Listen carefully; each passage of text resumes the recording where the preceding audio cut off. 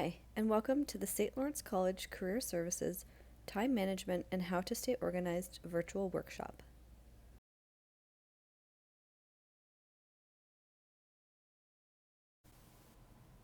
Here's our agenda for today. We'll begin with the Career Services overview. We'll then talk about what is time management and some methods to manage your time. Next, we'll move on to what being organized looks like and methods for staying organized. We'll then discuss a quiz and all of the possible answers. Last, we've got some information for you to contact us if you've got any further questions.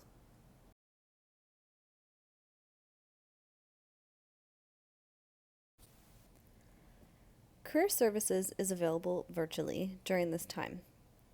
We offer virtual appointments, interview stream, our job board, and various guides and resources on our website.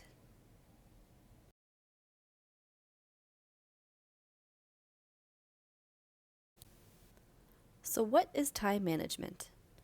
In our everyday lives, we all have competing responsibilities that demand our time and energy. Managing all of these often competing priorities well leads to being more efficient, productive, and feeling good about our work. Time management is an important essential skill that many employers are seeking in a potential employee, and every job will require an employee to manage their time effectively.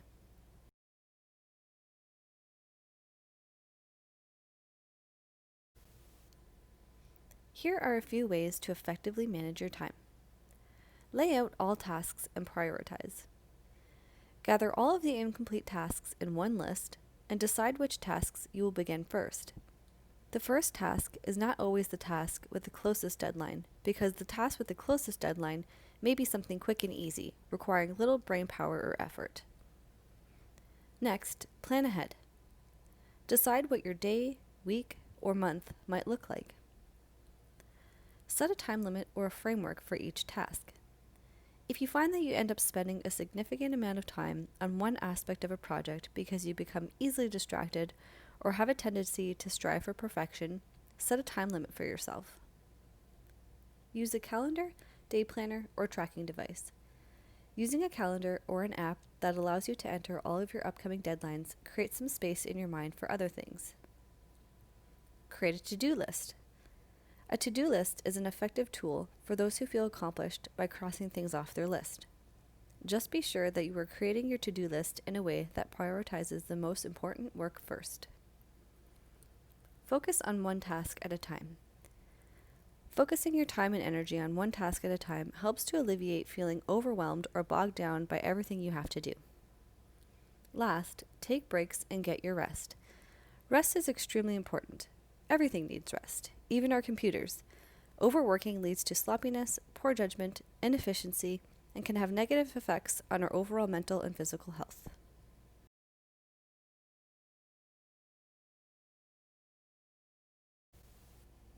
Let's move on to organization. What does being organized look like? Close your eyes and imagine someone who you think looks like an organized person. Where are they, and what is around them? What do they do throughout the day? Where are their things, and how do they present themselves? You probably didn't imagine someone with a lot of stuff around them, who forgets their lunch every single day, and only takes breaks when they are a couple minutes long and just to use the restroom. That's because we tend to know that being organized usually means having less clutter surrounding us, having dedicated spaces for our things and ensuring that they are taken care of and returned after use, sticking to some routines throughout the day, and taking care of ourselves. Having less clutter doesn't mean purging all of the things that you love. It just means only keeping items that are important to you and keeping them in a dedicated space where they can be returned every day. For those who don't like routines, you may be surprised that even the most free-spirited people still have routines. It just looks different.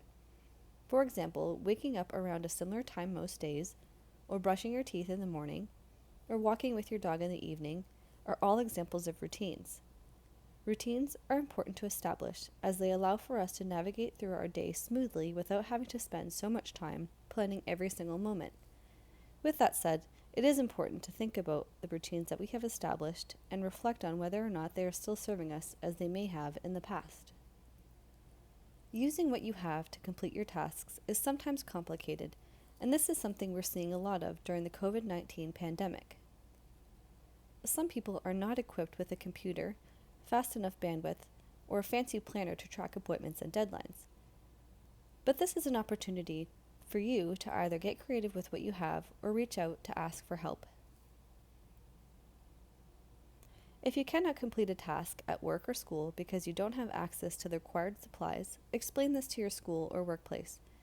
You may also decide to get creative with what you do have and make it work for you. It is important to always take care of yourself, including getting enough sleep, eating a healthy diet, exercising, and positive, fulfilling social interaction. This will look differently for all people, so your job is to test different amounts of sleep, different foods, different forms of movement, and different social interactions to see what is best for you.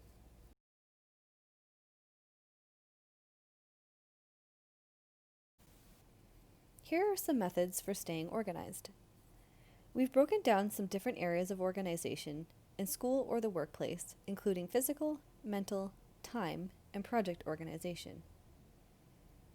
For your physical organization, find a place for everything and make sure that each item is in its place every day. Keep your essential items within reach. Make sure that you organize your emails in different folders, flag the red emails that are unanswered, and flag emails when follow-up is needed. For your mental organization, make sleep a priority. Take frequent breaks throughout the day where you get up, walk around, have a snack, or use the restroom. Create space in the day for me time. This is anything that you love to do that reduces stress. For your time organization, work on one task at a time. Create daily and weekly goals and use a calendar. For project organization, make sure that your priority projects are front and center. You can also divide large projects into smaller pieces to reduce the feeling of overwhelm.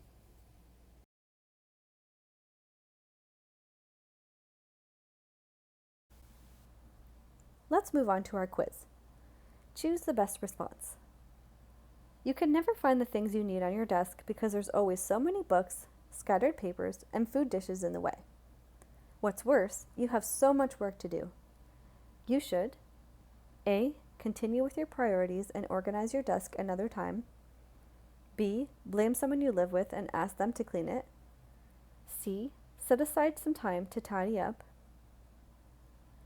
D. Avoid your desk for now and work somewhere else. Or E. Tell your boss or teacher that you aren't able to complete the work on time. C is the best response. It's important to recognize your boundaries and act on them. If the desk has gotten too messy, you may need to set aside 20 or 30 minutes to tidy up, which is likely going to allow you to be more productive and efficient than if you hadn't taken that time. If you choose A, you'll likely continue to feel distracted, disorganized, and frustrated. If you choose B, you're making yourself a victim and asking someone else to take on your responsibility. If you choose D, you're avoiding the situation and your feelings about it, which will always present themselves at a later time, which is likely to be just as inconvenient.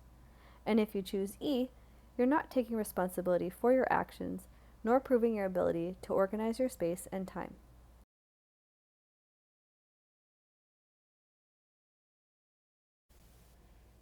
Choose the best response.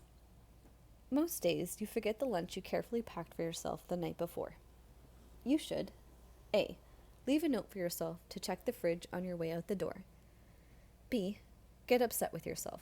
How else will you learn? C. Have your parent, roommate, or partner remind you every day. D. Start buying lunch every day. E. Realize that you keep forgetting your lunch because everything else in your life is stealing your energy. A is the best response. This is a way that you might kindly remind yourself to bring your lunch. You want to be able to show yourself that you can follow through with your plans and the things that are important to you. If you choose B, you will end up further hurting yourself by bringing yourself shame. Patience with yourself is very important, This is an act of self-love and will always work better than shame. If you choose C, you are shifting your responsibilities onto another person, creating a codependent relationship with them rather than a healthy independent relationship with yourself. If you choose D, you are avoiding the issue. If you want to make lunch for yourself to save money, eat healthier, or reduce waste, it's important to show yourself resiliency by continuing to figure out a way that allows you to remember your packed lunch.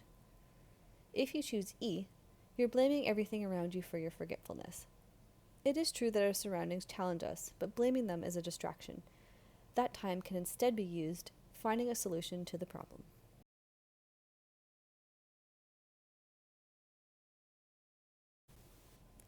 Choose the best response.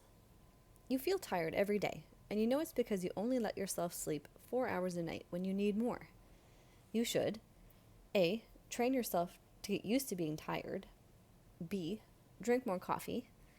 C. Remind yourself of the old saying, "I'll sleep when I die." D. Take a nap at your desk. Or E. Give yourself permission to sleep longer. E is the best response. This is probably the most intuitive answer, but it's not always the easiest. It can be difficult to allow yourself to rest when there's so much to do, especially when you hear of other people rarely taking breaks or sleeping. This is the most sustainable answer and also allows you to practice healthy physical and mental routines. If you choose A, you're likely causing further damage and creating an unhealthy routine and mindset. If you choose B, you are ignoring the needs of your body, which will eventually catch up with you. If you choose C, you've bought into a saying or a mindset that isn't authentic to your own needs. And if you choose D, you may damage your relationship with your boss, teacher, coworkers, or fellow students by being unreliable and unprepared for the tasks at hand.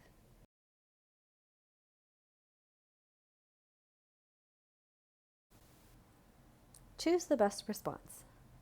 Your teacher or manager keeps adding more work to your plate and you feel completely overwhelmed. You should A. Convince yourself that you just need to work harder because everyone else is too. B. Work until you are out of steam to show how dedicated you are. C. Tell your loved ones that your teacher or manager just doesn't understand your situation. D.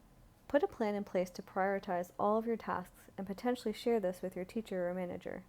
Or E. Quit and find a program or a job where you don't have competing tasks.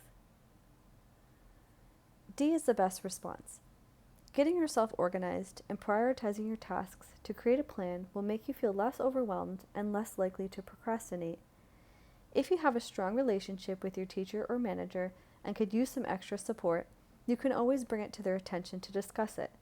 They can offer some guidance and perhaps make some suggestions for you.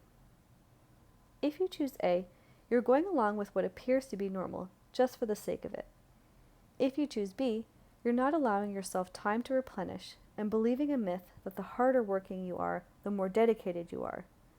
But dedication is not just about long working hours. If you choose C, you're taking the workload personally as punishment and spreading negative emotions to those around you. If you choose E, you're avoiding developing your time management skills by believing a falsehood that other programs or jobs don't require time management skills.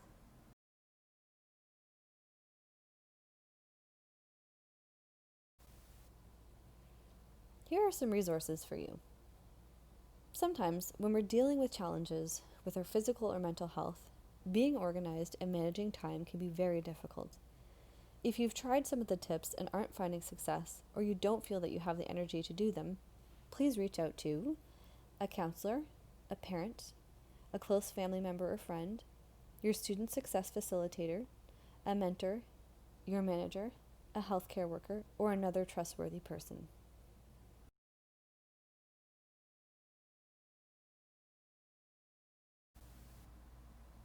Thanks for joining us today. If you need some more support, you can email us at careerservices@sl.on.ca. You can also follow us on social media. Our Facebook and Instagram are at SLC Career Services and our Twitter at SLC Career. We look forward to hearing from you.